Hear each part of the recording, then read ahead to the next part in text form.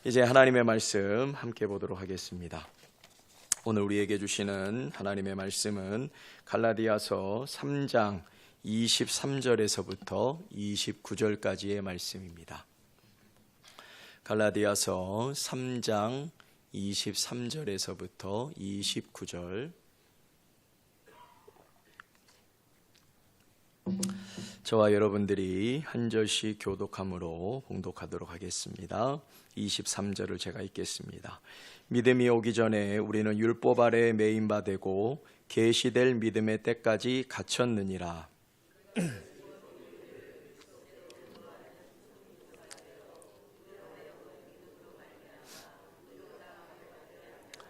믿음이 온 후로는 우리가 초등교사 아래 있지 아니하도다.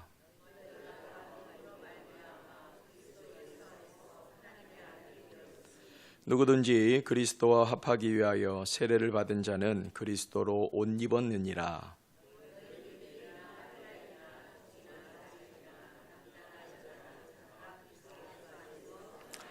같이 읽겠습니다. 너희가 그리스도의 것이면 곧 아브라함의 자손이요 약속대로 유업을 이을 자니라. 아멘. 제가 말씀을 위해서 잠깐 기도하겠습니다. 은혜와 사랑이 풍성하신 하나님 감사합니다. 한 주간에 또 중간을 지나는 수요 기도에 또 우리 사랑하는 믿음의 가족들 원근각지에서 하나님의 몸된 존존으로 또 유튜브로 불러 모아주시고 이 시간 함께 예배하며 이제 말씀의 자리로 나아가게 하여 주심을 감사드립니다.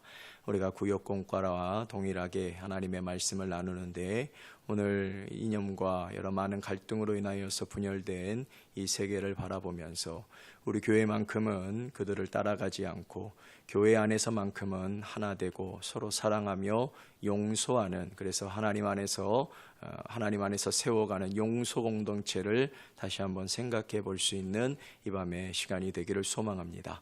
부족한 종의 입술을 하나님 붙잡아 주시옵시고 성령으로 기름 부어 주시옵시고 말씀을 대언할 때 모든 지체들 가운데 하나님의 말씀이 흥황케 되는 귀하고 복된 자리가 되게 하여 주시옵소서. 감사 올려드리옵니다. 예수 그리스도의 이름으로 기도합니다.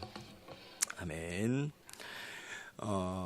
트럼프 행정부 2기를 평가하는 한 평가가 있었습니다. 미국의 어떤 언론이 트럼프 2기의 이제 중반이 지났던 이 트럼프 2기의 행정부를 한마디로 정의하는데 바로 분열과 단절의 시대다라고 이렇게 정의를 한 걸 본 적이 있습니다.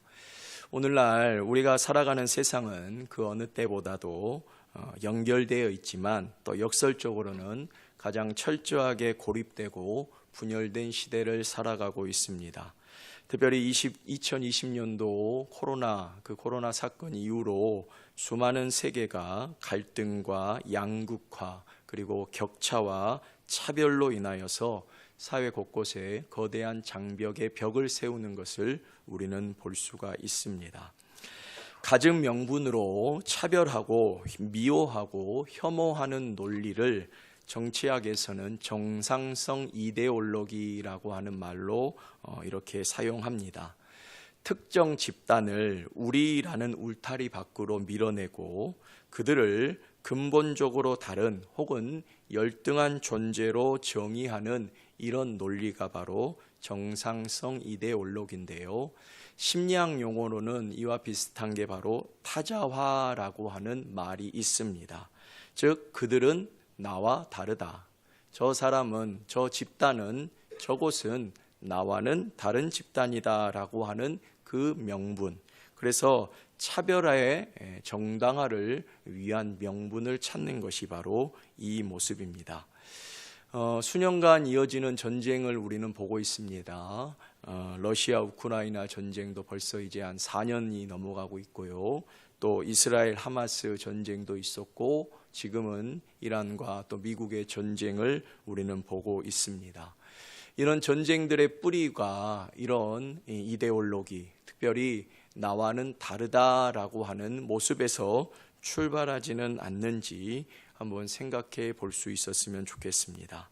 외교적 노력도 있을 것이고 평화적인 분명히 협상도 있지만 뿌리 깊은 증오와 다름에 그리고 그것으로 인한 우월감으로 인하여서 피를 요구하는 전쟁의 모습들이 현 시대에 우리가 계속적으로 보게 되는 모습입니다. 오늘 본문의 말씀은 세상이 이런 이념으로 또 갈등으로 정치로 인하여서 증오를 해결하지 못하고 다툼과 분쟁이 있음을 우리가 알고 있는데, 그 분쟁을 통하여서 우리 교회 안에서도 혹은 그리스도 예수를 믿는 자들 안에서도 혹 이와 같은 다툼과 분쟁이 있지는 않는지 돌이켜보게 하는 말씀입니다. 먼저 결론적으로 오늘 말씀의 결론을 말씀드리면, 오직 막힌 담을 허신 분은 바로 예수 그리스도이십니다. 복음만이, 오늘 본문에 나오는 믿음만이 우리를 하나 되게 하는 유일한 방법입니다. 그리고 그 하나 되게 하는 그 모습이 이 땅 가운데 이루어질 수 있는 공동체는 바로 저와 여러분들이 속한 교회, 그리고 그것을 이루어가는 하나님 나라 하나뿐입니다. 오늘 이 말씀을 통해서 이러한 제목들을 가지고 함께 은혜를 나누고자 합니다. 갈라디아 교회는 우리가 아시다시피 수많은 어려움이 있었던 교회입니다. 바울이 초창기 때 이 갈라디아서를 썼는데 그만큼 이 갈라디아 교회가 심각한 위기에 있었습니다. 특별히 분열의 위기가 있었는데요. 거짓 교사들이 들어왔고 예수 믿는 것으로는 부족하고 율법을 따라야 된다라고 하는, 할례를 받아야 된다라고 하는 이런 거짓 교리로 인하여서 교회가 완전히 분열되었던 그런 상황이었습니다. 이에 사도 바울은 단호하게 이야기를 합니다. 복음을 선언하고 있습니다. 복음만이, 즉 믿음만이, 오늘 말씀에 나눌 예수 그리스도의 그 복음만이 인간의 세우는 모든 장벽을 무너뜨릴 수 있는, 그리고 우리를 하나 되게 할 수 있는 유일한 방법이고, 이 복음 외에 다른 것은 없다라고 사도 바울은 선언하고 있습니다. 23절부터 한번 좀 살펴볼까요? 먼저 23절입니다. 믿음이 오기 전에 우리는 율법 아래에 매인바 되고 계시될 믿음의 때까지 갇혔느니라. 오늘 이 본문 말씀을 살펴보면 여기서 중요한 단어가 바로 믿음이라고 하는 단어입니다. 그런데 이 믿음이라고 하는 단어가 오늘 본문에 쓰이는 것은 우리가 조금 이 단순히 생각적인, 관념적인 믿음으로만 생각해서는 안 됩니다. 오늘 본문의 믿음이라고 하는 피스티스는 명사형의 단어입니다. 즉 믿음이 이루어진 순간이다라고 우리가 조금 더 생각하면 좋겠는데요. 믿음이 이루어진 순간, 믿음이 완성된 그 순간, 그것은 사건 그 자체인데, 그 사건은 바로 하나님께서 예수 그리스도를 인류 역사 가운데 보내신 그 사건이 바로 오늘 믿음이다라고 이야기를 하고 있습니다. 그렇기 때문에 우리가 단순히 오늘 이 믿음을 우리가 흔히 생각하는 믿음이라고 생각하기보다는 예수 그리스도께서 오셨던 사건, 다른 말로 하면, 한 단어로 우리가 이야기를 하면 복음이라고 하는, 예수 그리스도께서 이 땅 가운데 오셨고 십자가에 달려 죽으셨고 부활하셨고 승천하시고 다시 오신다라고 하는 그 사실, 그 역사적 사실이 이루어진 그 순간이 바로 여기서 믿음이에요. 그러니까 예수 그리스도께서 오시기 전에 우리는 무엇 아래 매인바 되었다? 율법 아래 매인바 되었다라고 사도 바울은 이야기를 하고 있습니다. 율법은 하나님의 거룩한 기준을 제시하면서 우리의 죄를 선명하게 비추어주는 거울입니다. 그러나 거울이 얼룩을 보여줄 수는 있어도 닦아줄 수 있는, 그래서 그 얼룩을 해결할 수 있는 방법이 될 수 없는 것처럼 율법은 우리의 죄를 깨닫게 하여 줄 뿐 스스로 죄를 씻어내거나 그리고 그 죄에서 벗어나게 하는 구원을 이루어 갈 수는 없습니다. 로마서 3장 20절 말씀에도 이와 비슷한 말씀이 있습니다. 그러므로 율법의 행위로는 그의 앞에 의롭다 하심을 얻을 육체가 없나니 율법으로는 죄를 깨달음이니라 라고 말하고 있습니다. 또 히브리서 10장 1절 말씀, 율법은 장차 올 좋은 일의 그림자일 뿐이요 참 형상이 아니므로 해마다 늘 드리는 같은 제사로는 나오는 자들을 언제나 온전하게 할 수 없느니라 라고 하는 말씀이 있습니다. 이 말씀과 오늘 본문 말씀에도 비추어 보면 율법은 완성이 아닙니다. 율법으로 구원받을 수 있는 육체는 없습니다. 율법은 죄를 발견하고 죄를 깨닫게 하여 주지만 그 어느 누구도 예수 그리스도께서 오시기 이전 그 어느 누구도 율법으로 말미암아 구원받은 사람이 단 한 사람도 없었습니다. 오해하지 마시기 바랍니다. 모세는 구원 못 받았나요? 다윗은 구원 못 받았나요? 그 말이 하는 게 아니라 복음의 완성, 믿음의 완성, 율법을 대신할 예수 그리스도께서 오셨던 그 일만이, 예수 그리스도께서 우리의 죄를 해결하여 주셨던 그 십자가의 복음만이 우리의 죄를 완전하게 사하여 주는 유일한 방법이다라고 오늘 본문은 이야기하고 있습니다. 그래서 그 이전까지 모든 사람은 율법 아래 매달렸고 매인바되었고 계시될 믿음의 때까지 갇혔느니라. 24절, 이같이 율법이 우리를 그리스도께로 인도하는 초등교사가 되어 우리로 하여금 믿음으로 말미암아 의롭다함을 얻게 하려 함이라 라고 말씀하고 있는 것입니다. 여기서 초등교사가 뭐냐? 이게 조금 옛날 개역 한글판에는 제가 기억하기에는 몽학선생으로 이렇게 쓰여졌던 걸로 이렇게 기억하는데요. 개역 개정에는 초등교사라고 했는데 사실 이 초등교사, 몽학선생이라고 하는 말보다는 우리가 이해하기 쉽게 후견인으로 조금 이해하는 게 쉬운 것 같습니다. 우리가 영화 같은 거 보면 옛날 그리스 로마 같은 그곳에 보면 주인의 자녀가 성년이 될 때까지 이 주인의 자녀를 가르치는 종들이 있습니다. 이 종들은 그 주인에게 속해 있지만 그래도 그 어린 주인이 성년이 되기까지 후견인으로서 그 어린 자녀를 돌보고 그리고 인도하였던 그 후견인, 이게 바로 오늘 이야기하는 초등교사 혹은 몽학선생입니다. 즉 율법의 역할은 영구히 한정되어 있었던 것이 아닙니다.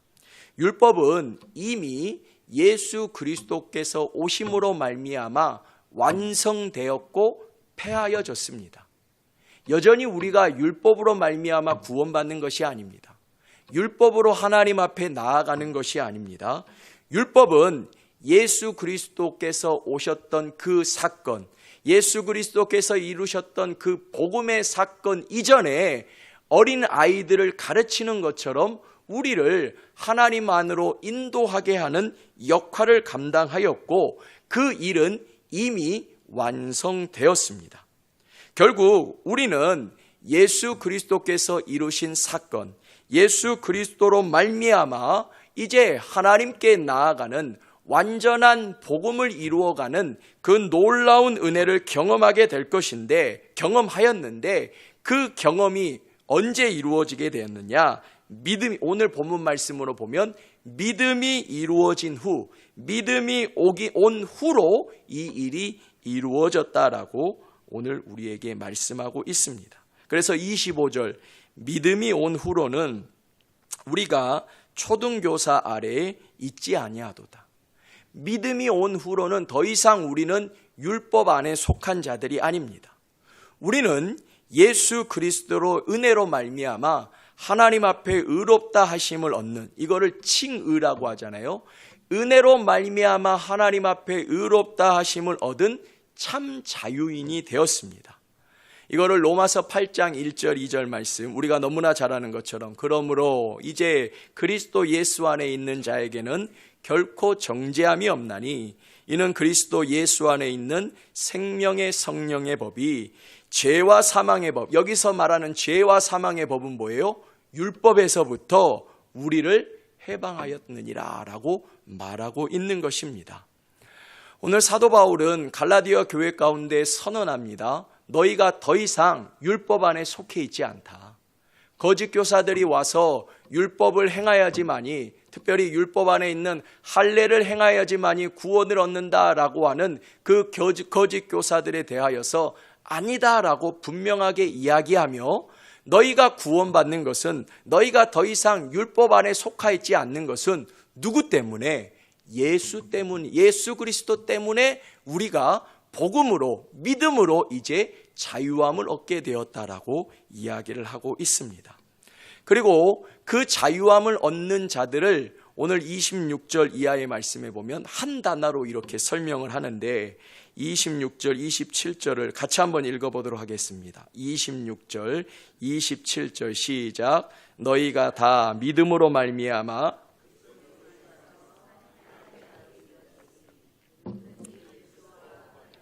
세례를 받는 자는 그리스도로 옷 입었느니라.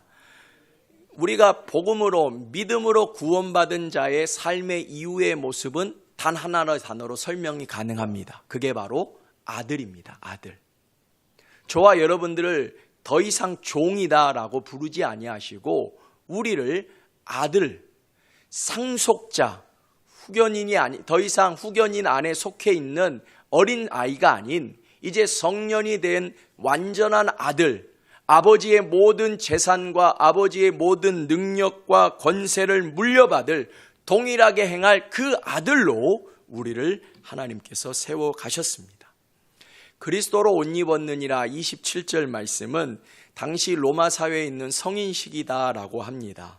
아이가 성장하면 성인식을 하게 됩니다. 우리나라는 사실 성인식을 그렇게 하지 않지만 유대 사회만 해도 이 성인식이 굉장히 중요합니다.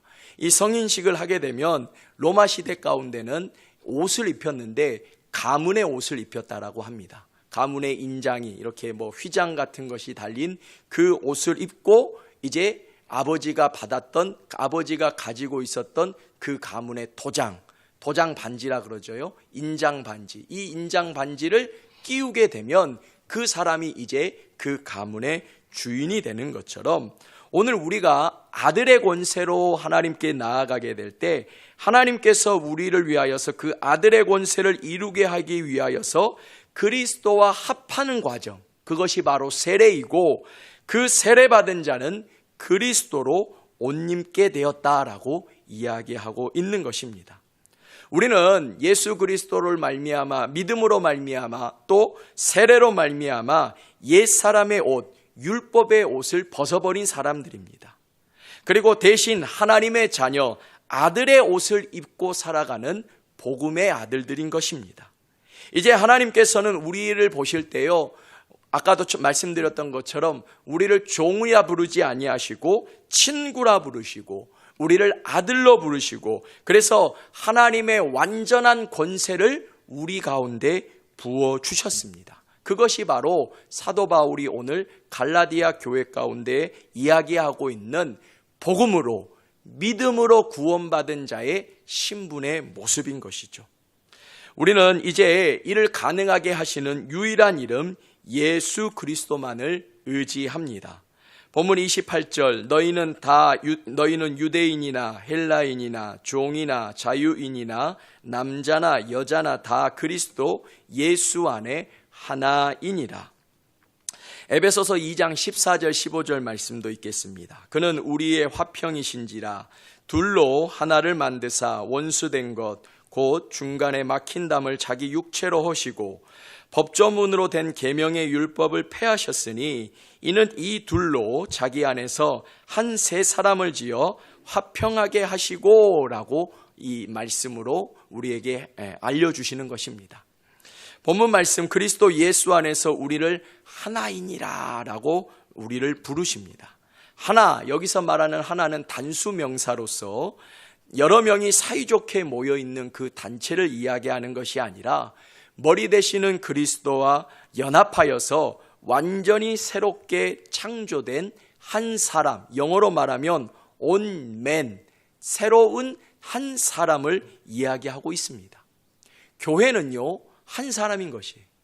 교회의 연합이라고 하는 것은 여러 사람들이 모여서 사이좋게 지내는 거, 그 정도 수준이 아니라 예수 그리스도로 말미암아 구원받은 자를 하나님께서는 하나로 완전한 한 사람으로 창조하셔서 교회라고 하는 하나님 나라라고 하는 하나님께서 원하시는 그 유일한 방법으로 새롭게 우리를 만들어 가신 그런 존재가 바로 저와 여러분들입니다.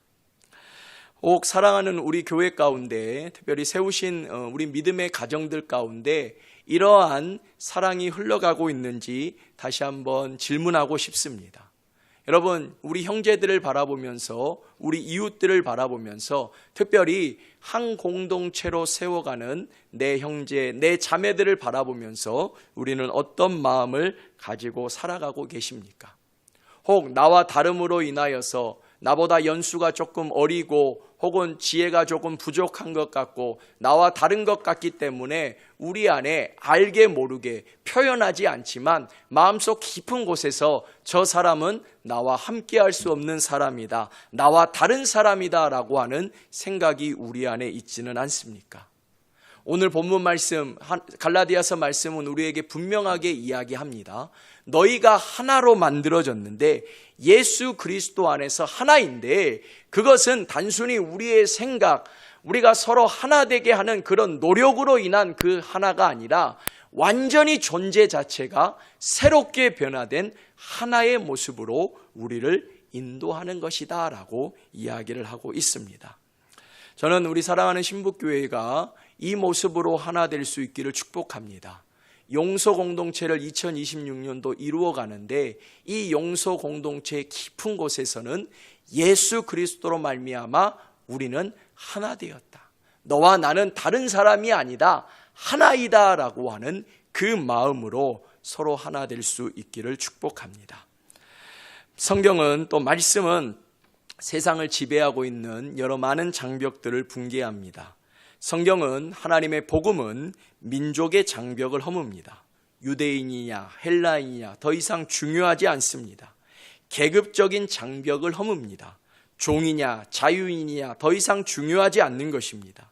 성적인 장벽, 남자냐 여자냐 이런 것들로 인하여서 판단하고 나누어지는 것이 아니라 그리스도라고 하는 한 이름 안에서 아들이라고 하는 새 창조에 우리에게 주셨던 우리에게 주셨던 그 권한 안에서 그 놀라운 은혜 안에서 우리를 하나 되게 하여 주셨습니다.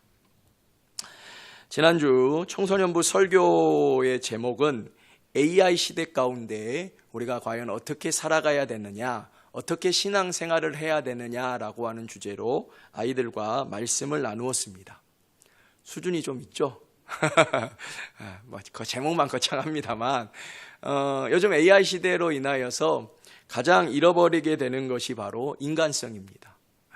인간성을 가장 잃어버리게 되었고 그리고 현대판 어떻게 보면 벽들이 많이 만들어지게 되었습니다. 자유인과 종이 다른 것이 아니라 데이터를 사용할 수 있느냐 데이터를 사용할 수 없느냐가 나누어지는 거대한 벽처럼 느껴지는 시대입니다. 회사에서요, 혹은 회사뿐만이 아니라 어떤 우리 공동체에서도 사람을 판단하는 기준은 능력이 되어버렸습니다. 그래서 유발 하랄이라고 하는 우리 잘 아는 역사학자가 그의 책의 호모 사피엔스 가운데 현대에 일어나고 있는 종교의 종착점은 데이터교다. 이 말을 아이들한테 하니까 웃더라고요. 그러니까 많은 종교들은 다 없어질 거라고 합니다. 우리가 믿는 기독교도 데이터로 하나 되는, 그래서 구원도 데이터 안에 있고 믿음도 데이터 안에 있고 우리가 찾을 수 있는 유일한 한 분은 데이터 한 분이다라고 이 사람은 이야기를 하는데 어쩌면 그런 시대를 우리가 향하고 향하고 있는 건지도 모르겠습니다. 그러나 우리는 분명하게 이것에 대해서 아니다라고 이야기할 수 있어야 됩니다. 교회는 세상이 말하는 데이터로 혹은 능력으로 AI처럼 사람을 차별하거나 판단하거나 정답을 내는 그런 종교가 아닙니다. 복음은요, 정답을 내는 것이 아니라 정답을 이루어가기 위한 방법을 우리에게 알려주는 것입니다. 그리고 그 방법은 독생자의 생명이고, 그 독생자의 생명은 이미 예수 그리스도께서 2000년 전에 우리에게 지불하여 주셨습니다. 사회적 가치, 사회적 지위와 상관없이 모든 자들은 그리스도로 말미암아 새 생명을 얻은 하나님의 자녀, 그리고 하나님께서 세우신 거룩한 교회로 우리를 세워 가십니다. 물론 우리 안에 다름이 있을 수는 있습니다. 종종 목사님께서도 설명하신 것처럼 차별과 다름은 분명하게 다릅니다. 차별이 있어서는 안 되지만 교회 안에 다름은 있을 수 있습니다. 그러나 그 다름 안에서 우리가 잃어버려야 되지 않는 것은 바로 가치, 그 안에 있는 예수 그리스도라고 하는 가치입니다. 소망하는 것은 우리 교회는 그 어느 누구라도 어떤 모습이라 할지라도 그리스도로 말미암아 구원받은 자라고 하면 왕처럼, 형제처럼, 사랑하는 내 가족처럼 대접받는 그런 공동체가 되어갈 수 있었으면 좋겠습니다.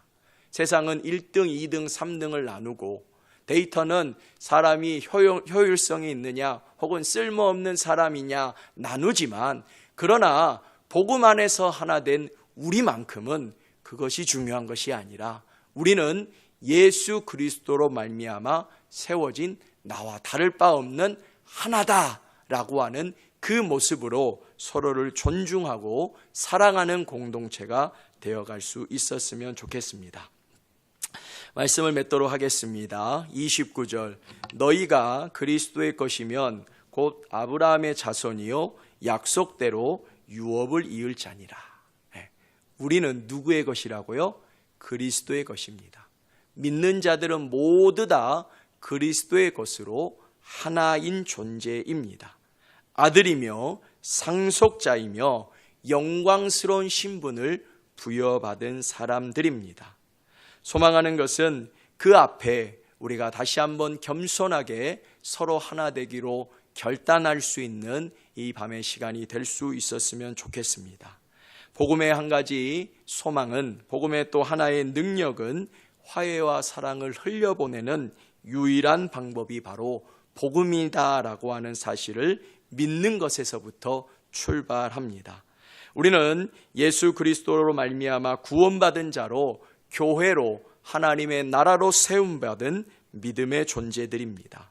그리고 그 믿음의 주체는 바로 예수 그리스도, 그 한 분, 한 은혜로 말미암아 새롭게 맺어진 하나의 공동체임을 기억하면서 우리 서로 하나 되며 사랑할 수 있는 우리 믿음의 교회가 될 수 있기를 주님의 이름으로 축복합니다. 기도하도록 하겠습니다. 하나님, 오늘 말씀을 통하여서 하나 되게 하는 능력의 복음이라고 하는 제목으로 말씀을 나누었습니다. 세상이 참 여러 많은 혼란 가운데 있습니다. 사람을 평가하게 되고 AI 시대의 정상성 이데올로기, 타자와 같은 이런 모습들로 서로를 판단하고 오히려 더 갈등의 벽이 깊어가는 시대를 우리는 살아가고 있습니다. 그런데 그러한 모습이 혹 우리 안에서 공동체, 믿음의 공동체 안에서도 이러한 모습이 나타나고 있지는 않는지 다시 한번 살펴보기를 원합니다. 우리 공동체만큼은, 세우신 신북교회만큼은 하나님께서 원하시는 믿음의 공동체, 그리고 하나 되는 공동체, 아들 공동체로 서로를 나와 같이 여기면서 하나님께 나아가는 그런 공동체가 될 수 있었으면 좋겠습니다.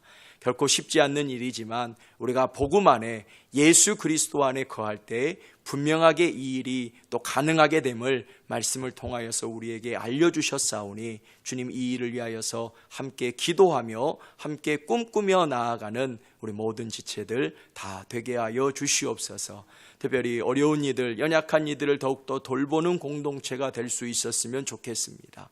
사람이 좋아서가 하는 것이 아니라, 불쌍해서 하는 것이 아니라 복음으로 말미암아 우리가 하나이기 때문에 이 모든 일들을 넉넉하게 감당할 수 있었으면 좋겠습니다. 주님, 은혜 베풀어 주시고 오늘 말씀 가운데 또 깨닫는 바가 있다라고 하면 우리가 행할 수 있는 그런 복도 더하여 주시옵소서. 감사드립니다. 예수 그리스도의 이름으로 기도드립니다.